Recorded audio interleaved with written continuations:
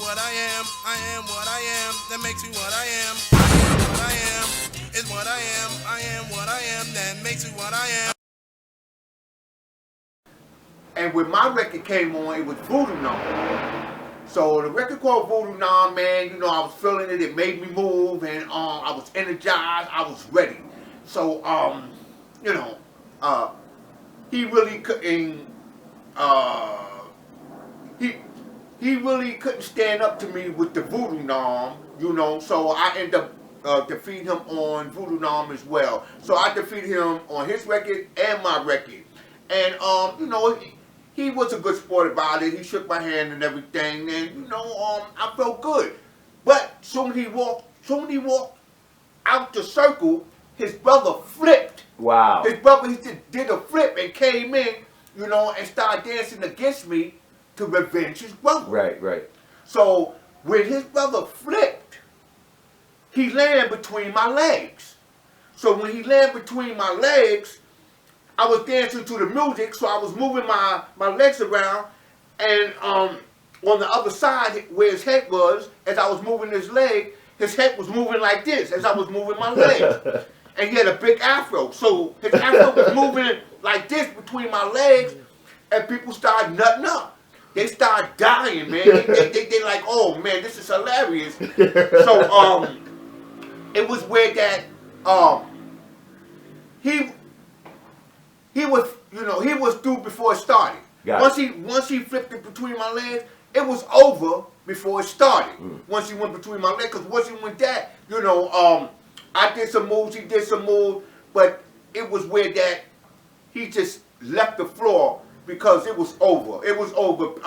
People were like, wow, man, you know, that was crazy right there. People thought that was crazy like that for him having his head in between my legs. So once they seen that, man, you know, he walked off. He walked off, you know, he gave me my credit and everything. Right. So that's how I end up, you know, defeating him and his brother in one night.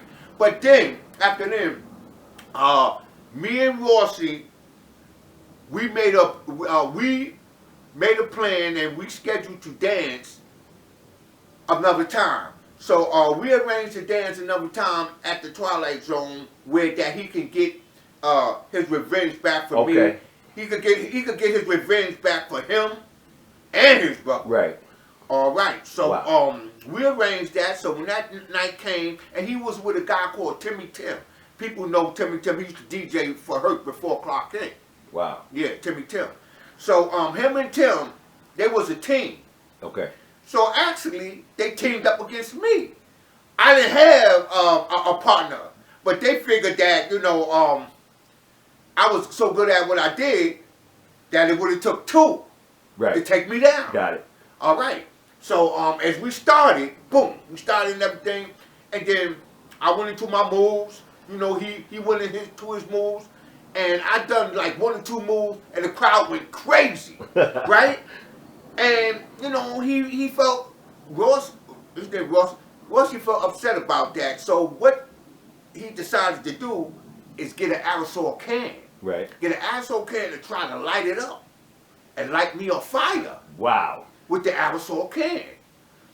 And then I'm looking at him, I'm like, I can't believe this is happening. Right. Because this is way beyond, you know, of what we're doing right here. Right. You're taking it, you know, to a drastic level where things could get really out of hand. Yeah. So as I'm looking at him, I see him strike the lighter, but he didn't light.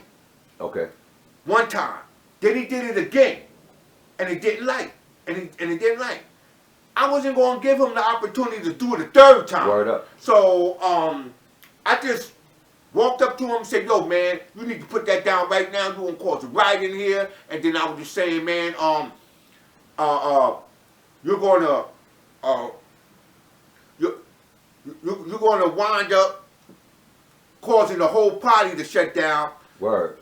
If you light that a fire and you torch me, you light the fire, torch me, you're gonna cause mad chaos in this place, man. So you need to put that down right now. And one of my friends walked over and said, "Yeah, man, you going about to have it go down in here, man." And then so, he took it into consideration. So he stopped, and I stopped, and we didn't continue dancing because of that disturbance. Got it. What he was about to do was a disturbance. Exactly. So therefore, it shut everything down, and we never finished. Got it. But it was where that I started to have the momentum, which led to him pulling out the aerosol can, trying to torture me. Let me ask you this.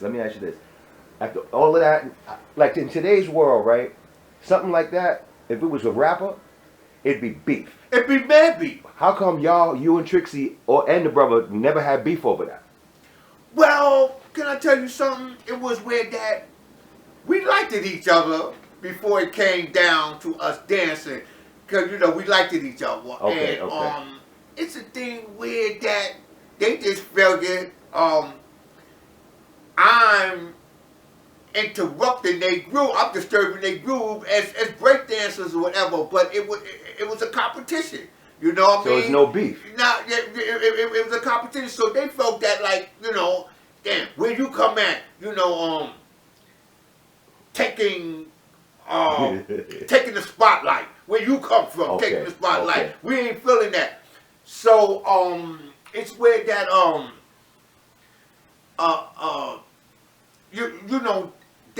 that's the only thing that got in between us. But like I said, they liked me and everything.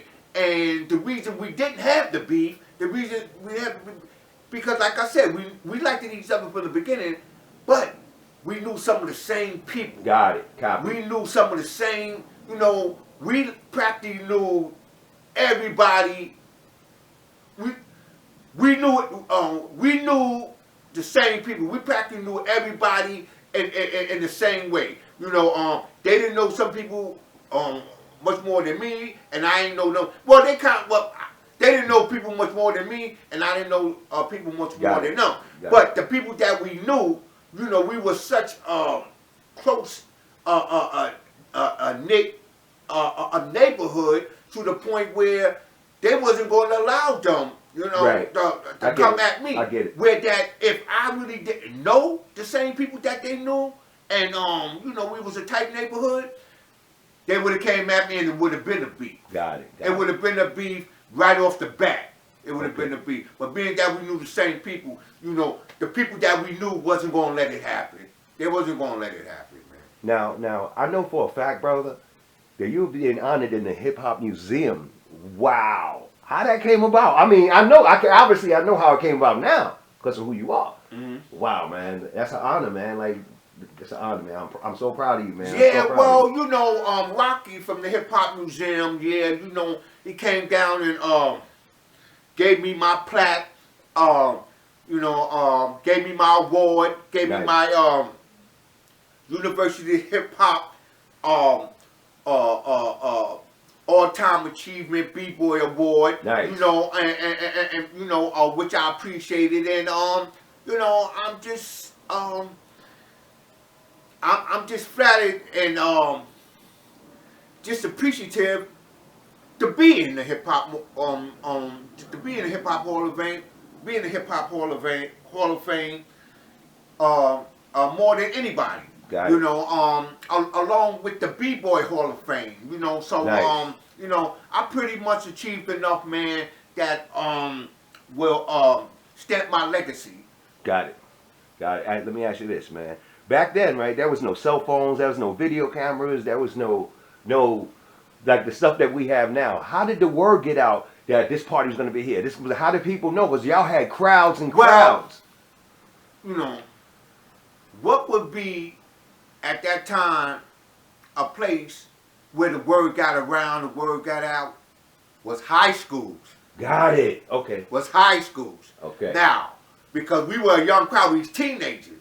So people from all over the high schools in the area, from Taft, Stevenson's, Gompers, Roosevelt, you name it. All the schools around the area would attend hers. Got it. Okay. So, after the weekend, they go back to school, they're all talking about what went down at Herc's. So with that right there, it spreaded the word. There wasn't no From flyers school to or no school. posters or nothing? None of that? That too. Oh, okay. That too. Okay. That too. Right. That was the main thing, you know, Right. mind I say, but being that the people from the schools was there, you know, that had a lot to do with it too. But like you said, the flyers was first and foremost. Got it. We're getting out the info. And the radio. Word? Yeah. Okay. They used to broadcast it after a while when Herc got popular, when he first started in Sedgwick. You know, nobody didn't know about him. But then when he advanced and started going to the Twilight Zone, the Hevalo, etc., you know, every now and then he'd be on the radio. So that would help too. But before then, it was the flyers and the word of mouth in school. Deep. That's deep, man. That's deep, man. But he'd be on the radio, yeah. Cool Herc be on the radio. I am what I am, is what I am. I am what I am, that makes me what I am. I am what I am, is what I am. I am what I am, that makes me what I am.